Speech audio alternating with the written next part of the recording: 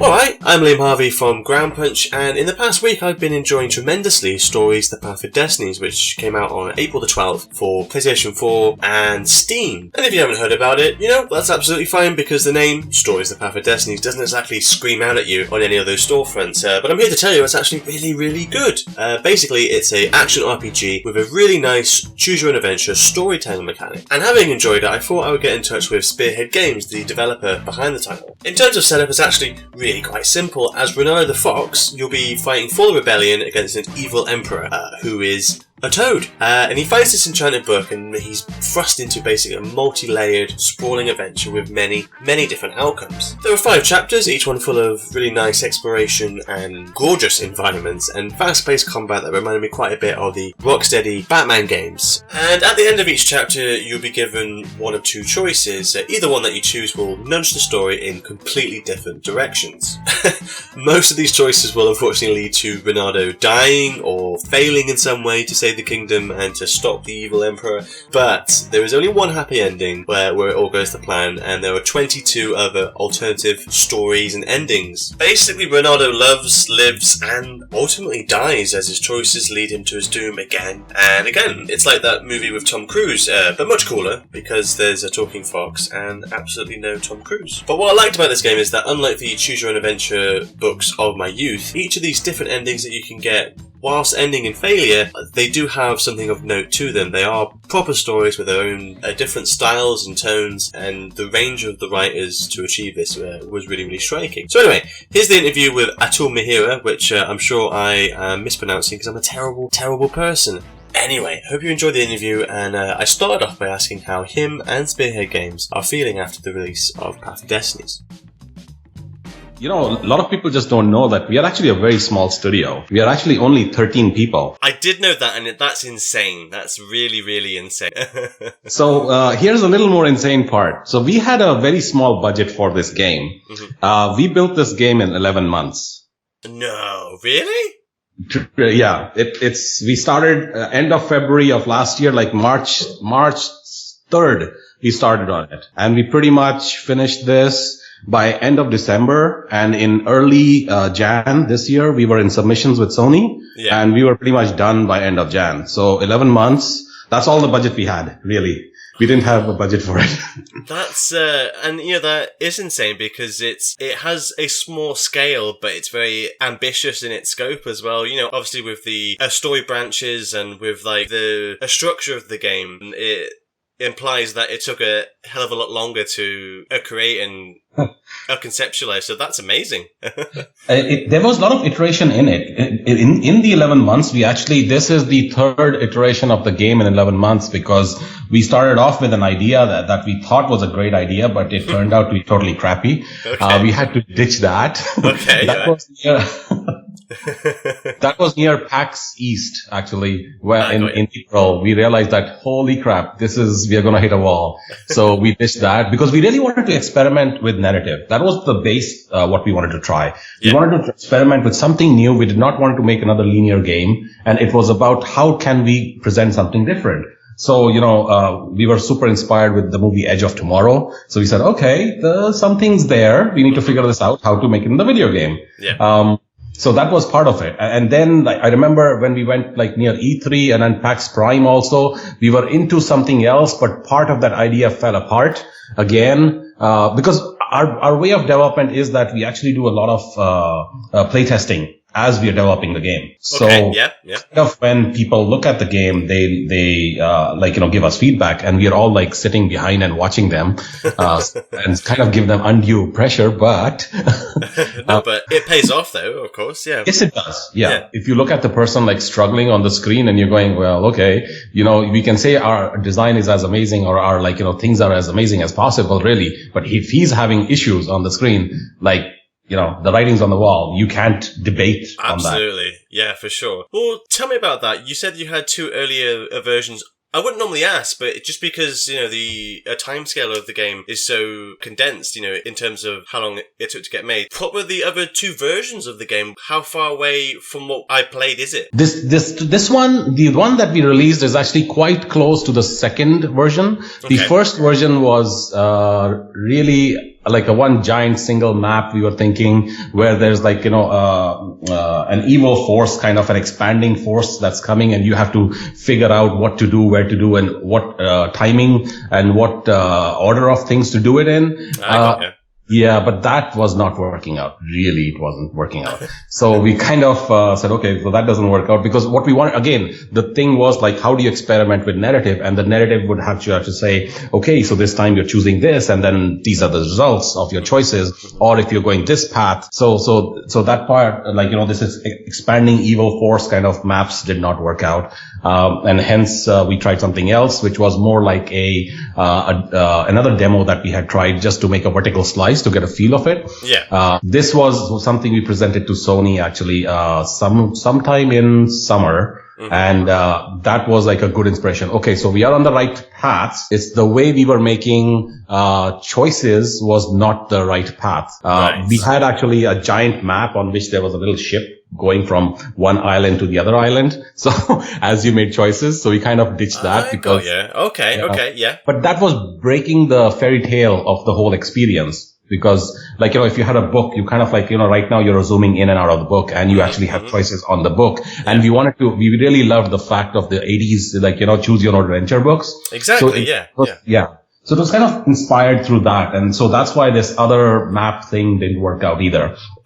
And hence now we have this. I mean, to make that amount of change and to adapt so quickly to what is working and what isn't working, I'm guessing, I am not an expert, but I mean, with a Spearhead studio, you guys were founded by a whole bunch of people who were from AAA teams. That a level of speed, is that something you didn't really experience before? Yeah, the speed, like when you're working for AAA studios, like it's a little different, because you kind of like, you kind of have the few decision makers, and you have to work your way up, have a discussion with those decision makers, turn around, and then, execute on it. The upside for us is like, we are 13 people. We are sitting in a giant circle. If we hit a wall, like, everybody turns around and says, hey, this is a problem. Yeah. And like, 5 minutes later, everybody's on their very happy way to keep on like taking a direction. Because so just to roll back a bit, yes, there are about actually out of the 13 people,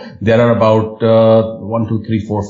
5 people who've actually worked in AAA before. Rest of them are very junior people. It's a mixed team. We've taken very junior people and senior people and kind of working it out that way. But the thing is that the senior peoples, we don't hate our experience at AAA. We were actually very grateful to AAA because because working for EA, working for Ubisoft, we've learned tremendous things. We've learned what to do and also what not to do, which is super important. Mm-hmm. So that kind of has helped us to change our speed and how decisions are made and how to make them faster. So it kind of, one tied into the other, that we actually learned so much from these AAAs that we were able to change a few things for us.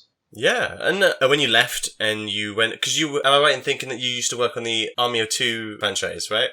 Oh, yes. I worked on, I was with EA for 6 years, almost 7 years, actually. That's amazing. Yeah, my job I worked on FIFA, World Cup, Need for Speed, Skate, Army of Two. Yeah, so that's amazing. But then, when you left and you started this company, I have got a huge amount of respect for anyone who would leave the job security of being in a company like EA, to basically go independent, especially in an industry that is so fractured and ever-changing. Even in like the last 5 years, there's been the rise and fall of games on mobile. There's been Steam going up and down. There's the PS4, for example, which has been such a big success, and we didn't really see that coming. As a team starting out, how did you navigate that space that just seems really tricky to get a game off the ground? Well, okay, so there was a bit of luck involved, okay?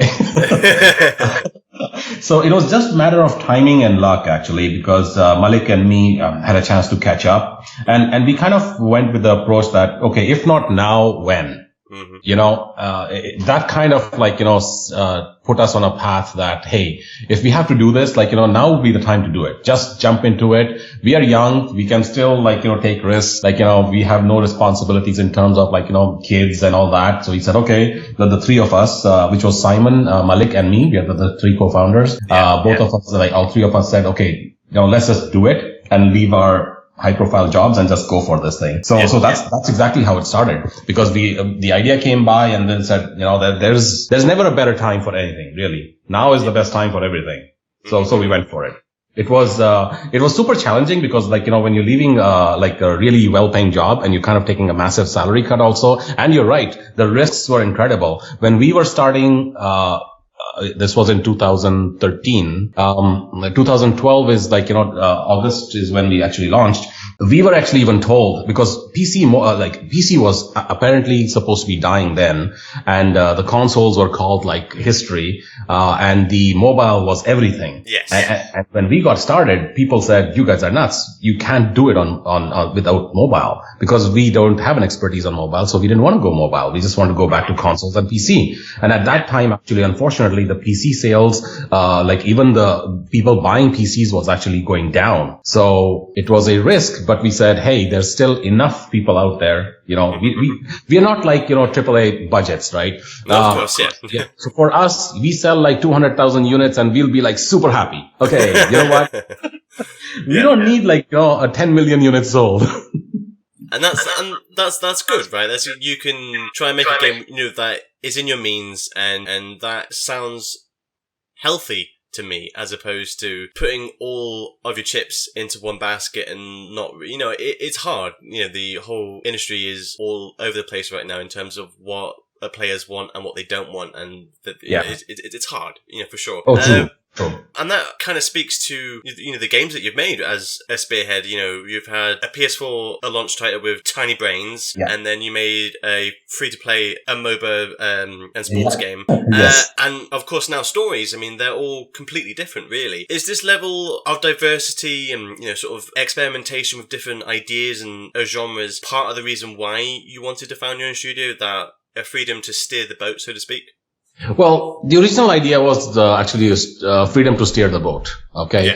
Yeah. We started off with that, and to be able to create a studio where like, we really wanted people, when you think about coming to work, we wanted people to be like, passionate about it. They want to love. We wanted like people to give options to people where when you say something at work, like, everybody listens. It matters.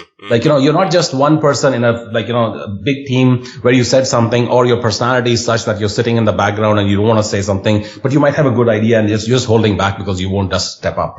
We wanted to take all that away and give everybody like the ability to, okay, you know what? Here is your forum. What you will do today will matter, because, the rest of 13 of us are kind of like counting on you, because our goal is that if you're working with us, pretty much like, even though I might be a studio co-founder, but you're there because you're a domain expert. I'm not. You tell me what needs to get done. I have no freaking idea. That sounds very honest.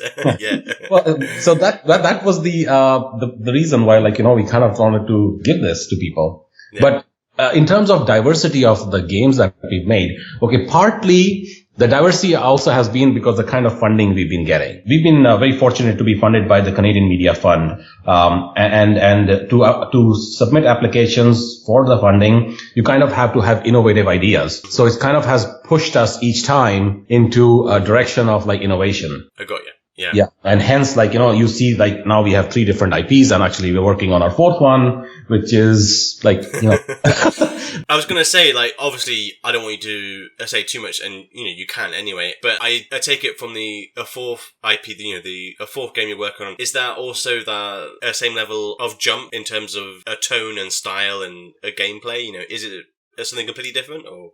No, So over the period of 3 games, we've also learned that we need to leverage some of the past games and the knowledge that we've gathered from them. That makes sense, yeah. Yeah. So the 4th IP that we're working in is actually leveraged from one of the games, and we'll be using that as a step to have a big jump. But interesting.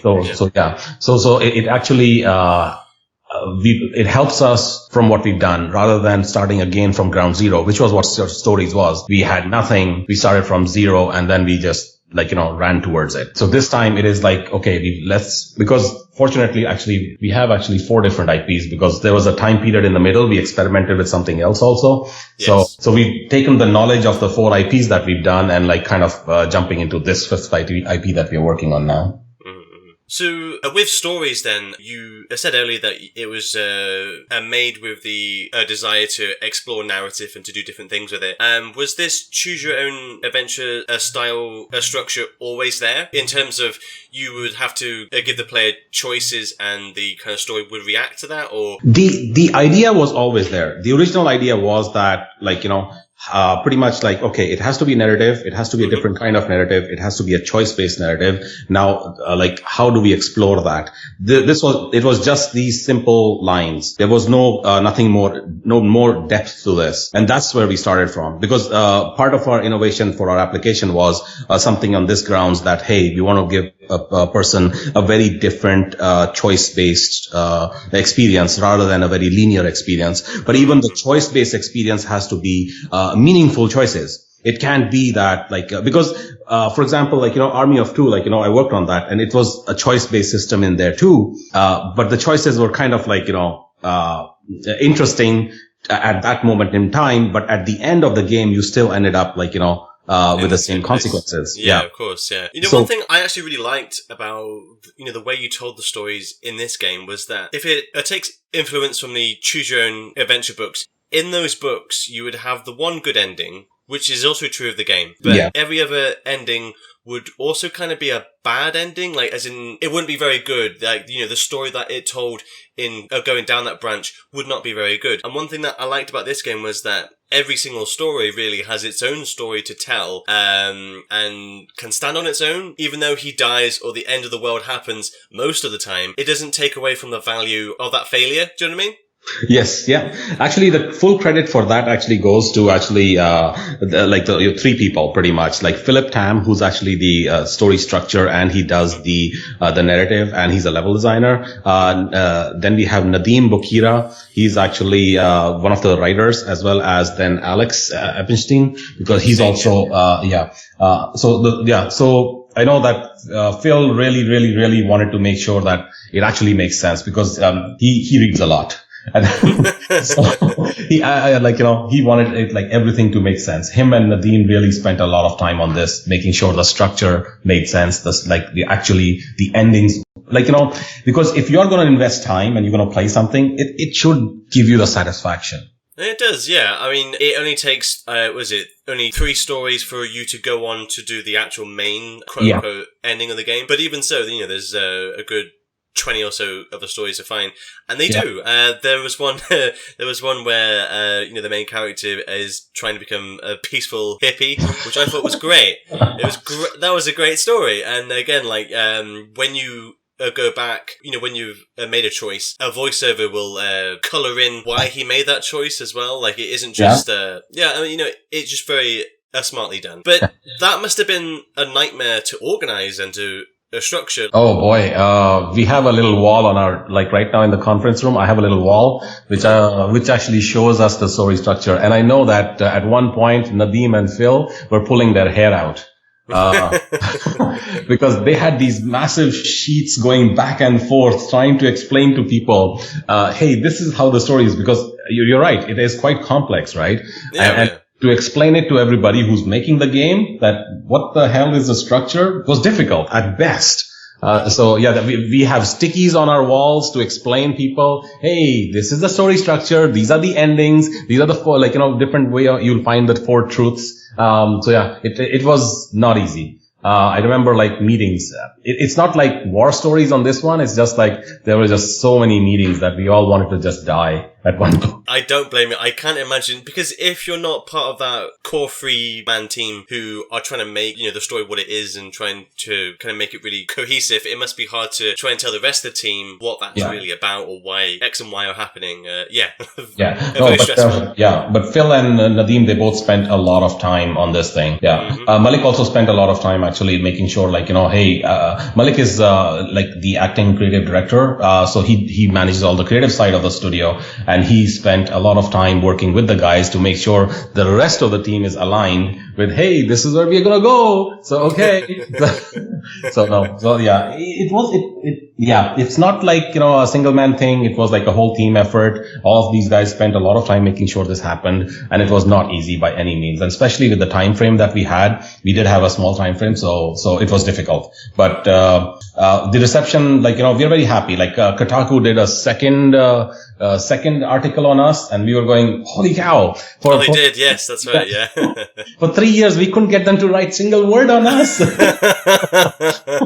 I read his review, actually, and it was a very good one, and I'm glad as well, because the game wasn't on my radar, certainly. I knew it was coming out, and I had seen screenshots of it, and the art style is very vivid, but I didn't know too much about the game, and then so it was a complete surprise. Every moment of that game, I think, has something about it, whether it's the music or the art style or Julian Casey giving the VO. It's a really, really tight package, and I'm hugely surprised that it was made in such a short time. So awesome. Yeah. We have a great audio team also that we are working with. We are actually working with a studio called Vibe Avenue.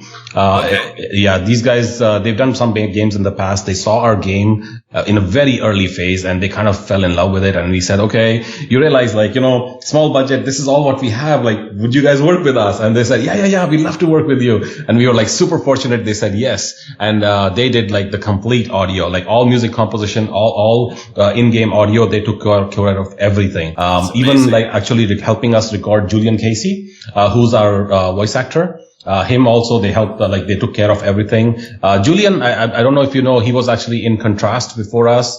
That's right, he was, yes. Yeah, and he's also in We Happy Few, Compulsion Games. They're coming out with We Happy Few, again, awesome. They are buddies, and apparently they and us, we use the same voice artist all the time. So, check out We Happy Few, actually. It's a really cool game. Check it out. Oh, no, I will. I can't wait for that to come out. Yeah, I've had my eye on that for a while. I have a question for you. Oh, go for it, yes. Yeah, because this is something a little bit learning for me. Because we were, because this is a self-published game, so we were trying to reach out to maximum people. How did you learn about the game? Where did you learn about the game?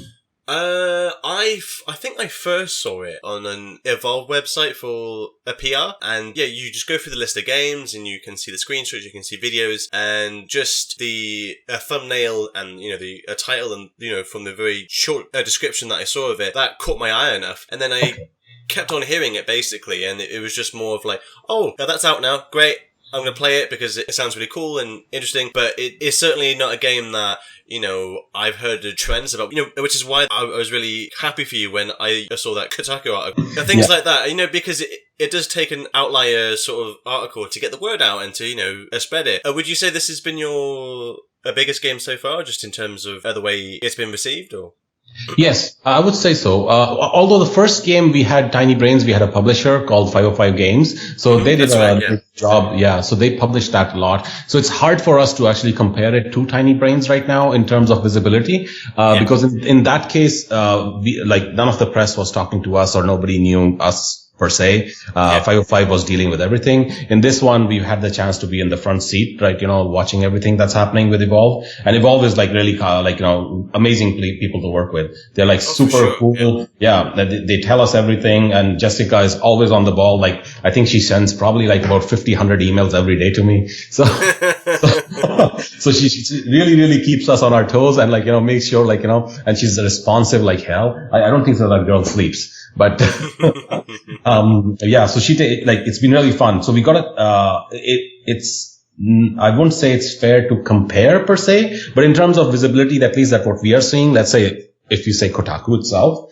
that, hey, there was an article there. Tiny Brains did not have that. So yes, exactly. Yeah, I know what you mean, but it is exactly. Yeah. Well, just going back to actually making the game itself, just for a little bit, because we've just talked about, obviously, the meat of the game, which is the story focus and the choices and things like that, but, there is a lot of other stuff to it as well. What would you say the biggest challenge outside of tracking all of these player choices, what was the biggest challenge the team had to face? Because just off the top of my head, having to build levels that had to be or could be played again and again and again, that seems like a big challenge, Yeah, let's break this down a bit. Like, okay, so in terms of generally the whole team, we suffered from lack of time, okay? Because there was a limited window that we had and we wanted to deliver it within that window. Our budgets are fixed. That's what it is. So in terms of we got pressed for time in all areas. But then if you start looking at individually, for example, let's look at the engineers. They had some challenges, but because we are also working with Unreal 4 and it's there are new versions of it still coming out. I think 4.11 just came out, and there were some learnings for us to be able to catch up with the new features, with everything new, and how to do regular integration, especially with the third-party softwares and licenses that we were using. For them, it was an issue. So every 2 months or so, the entire game would pretty much blow up, and then they would have to kind of go in there and fix every single issue, and try to figure out and lose about a week. And if you have a 11-month window, losing a week every 2 months, for them was a little challenging.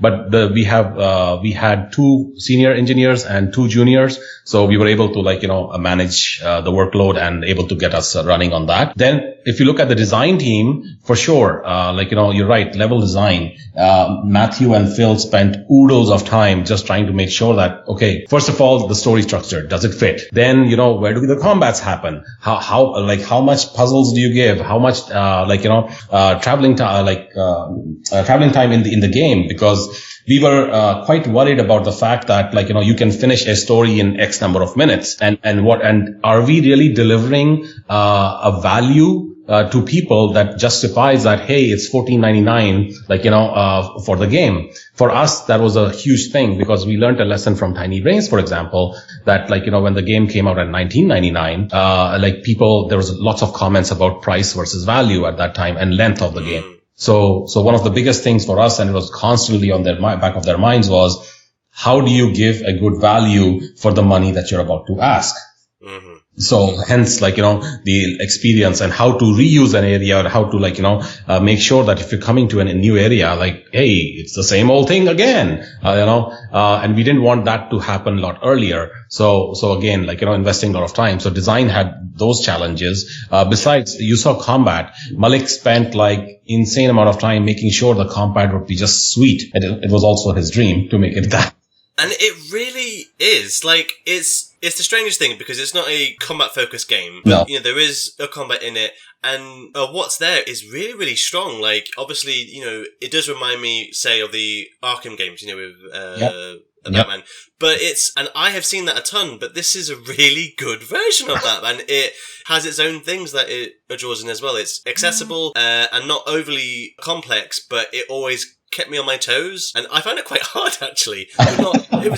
I kept dying loads. I kept dying all the time. And I was speaking to my colleague about it, and he said he never died, so that was maybe I'm just really bad at it. But yeah, the combat is really, really good for what's there. I mean, how long did it take to get to that point? Oh my, I think he probably spent a couple of months. So the combat was made, especially between Thierry. Thierry is our lead engineer, with Malik, as well as one of our animators who's not with us anymore. But these guys spent a lot of time on combat. Months, actually, in fact, to just get the combat right, because one of the biggest things for us is accessibility. If you look at all our games, we always wanted to make sure that the game is very accessible for anybody who can pick it up, and we didn't want you to suffer. So that's why, we focus on that accessibility factor, which actually for us also means that, hey, maybe more people will be open to it, to coming to it. So so it's not going to be Bloodborne kind of thing. So yes, it was months. It was literally months of work and tweaking, constant tweaking. And every time, like, you would introduce, like, a new zone, kind of like, Matthew, which is another level designer that we have, Matthew and Phil and Malik and Thierry, they'll all be trying to fix that combat in that zone. How does it feel? How does the nav mesh feel? How does, the enemy behave? The AI part of the enemy. It took months, actually, really, just that portion. So I would say Malik spent months just on that. No, of course, and again, I think you did a really good job. That's why I wanted to speak to you, though, and why I was really curious about this entire game is that you can see that this is a game of a certain budget, and that's the thing. It looks and feels amazing. I think when I say of a certain budget, I don't mean it looks cheap, but you have had to use the structure in a very smart way. And I played for about 10 to 12 hours, and I haven't even seen all the stories yet. But you have very smartly used the structure and the means that you have to bolster this entire experience, which is kind of really cool. So good job, basically. Thank you so much. Well, because, I think it's quite common, especially for a very small team, because you don't have a lot of money, you are quite okay with, just making a much smaller experience, kind of maybe 2 to 3 hours long, but it isn't even about the length. It's about, maybe it's got one or two good ideas in it, but not much else. But, you really go for broke with this game, which I really admire. And I guess that goes with the way you had to apply for funding. You have to look for a new angle, right? Yes, true. It's all true. It's just, we wanted to give some people a good value. I know sometimes we talk about received value versus the perceived value of the game, right? We have those discussions here because we are all gamers. We all play games, and sometimes you buy a game, and sometimes we complain and bitch and complain about it too. But from our perspective, everybody does that, right? But when you pay a lot of money, we feel that, okay, that's just cheating. That should not be there. And for us, even though we're not going to charge an arm and a leg, we still feel that, okay, how do we push the boundary so that a person has a unique experience and they kind of love it? Obviously you can't please everybody, but let's try to please most of the people, give them a good experience for what the money they invested us. So that's the way we approach this thing. And you're right. The budget has limitations. The funding partners gave limitations based on what we, told them that we'll make, which is fair. So at the end of the day, we work hard. We are gamers. We wanted to deliver something that, people would love. And, that's all we really want to do, actually. We tell people, hey, if you make millions out of this, what's going to happen? Nothing. You'll just make another game. That's all. You'll just see us do this thing again and again and again. That's all that'll happen. We're not. That is very nice to hear, honestly. Thank you very much for your time, Atul, honestly. But yeah, you and Spearhead, you've made a great game, and I wish you all the success, to whatever happens next. Oh, thank you. Thank you so much. I have a question for you. No, go for it, please. Yeah. What could have we done better to actually be more visible to you? Because, you saw it through evolve, but what could have been done better by us so that we would have been more visible to you? I'm not too sure, because I'm not, again, I write about games and I run a games website, so I'm always trying to stay involved. Had I not been on that Evolve website, I'm not sure I would have known. Yeah, well, that's what I'm trying to figure out, because, for example, we were at PAX Prime, we were at PSX, and each time we did trailers, Sony broadcast those trailers, Sony did the blog post, and Evolve did the newsletters to everybody. And then we were at PAX South, so we did 3 big ones, and I'm just curious. Yeah. But, and again, I have the memory of a goldfish, so I'm not the best person to ask. Even if it was a big, huge game that had this big, awesome explosions and a trailer, I would instantly forget about it, because unless it's there in my face. So anyway, I'm a case in point. But no, at least 2 or 3 of my other colleagues on the site, they were also independently of me excited about the game, and they had heard about it. I think, from a PAX or from a PSX, they had seen those trailers and, kind of things like that, and they had got excited. So you are visible. It's just not always to me. No worries. Yeah. You just have to improve on that. Yeah, sorry, I haven't got like a very good answer for you. But I guess that's hard, right? Because you, even on like a Steam is one thing that is like a garbage pile of just all this stuff coming out every day, all times of the day. And even on the PS4, I think, and now more than ever, there's just more and more games coming out constantly every single day. And it's hard. It's like really hard. But you know what? With your game, with A Story's The Path of Destinies, that had a hook to it. That had a thing that got me interested, and that's why I wanted to play it. I mean, I think you've already done half of the work there. And that is enough, I think, because, you know, otherwise it is hard to kind of stand out. And again, hats off, because you've gone from a huge company like EA to just kind of doing your own thing and kind of going up against a huge amount of competition, and that's hard, yeah, for sure. It's fun though. It's really fun. Oh, of course it is. That's the thing, because you're your own person, you're your own team, and that is exciting. And would you say with these three games that, like, if you were to say to me or to someone else kind of what a Spearhead game is or it represents, or what is that, you think? Identity, deep thought. I would say we are an innovative studio trying to bring new experiences to people. Yeah. And something, visually striking, like a really solid gameplay. That's what we want to bring to people. We are gamers at heart. We wanted to play games so that we'll enjoy. And that's what we're making pretty much. And that's it. That's what is exciting about being your own thing. And I honestly wish you all the best, because I played at least 2 of your 3 games. I was one of the ones that bought a Tiny Brains back when it was a launch title. Awesome. And, Thank you. Yeah. No, it's fine. It's fine. It's okay. But yeah, even though each of these games have been different, like you said, they kind of do have all of those things that your studio stand for, I think. So yeah, going forward, I think you'll be fine. For sure. Yeah. Cool. Thank you so much. Who am I to say? Anyway, Jesus, just some guy from the UK. Don't listen to me. Anyway, thank you very much for your time. Anyway, all right. No worries. If you have other questions or if you need something else, like, feel free to shoot me a message. Thank you so much. That is so kind. Okay then. I'll just I'll wait, and I'll see in another year's time, and maybe when your next game is out by the current schedule. Yeah, it's pretty much looks like that so far. So. Oh, really? That's intriguing. All right then, fella. Take it easy then. Okay. Cool, man. Thank you so much. See you later. Bye bye.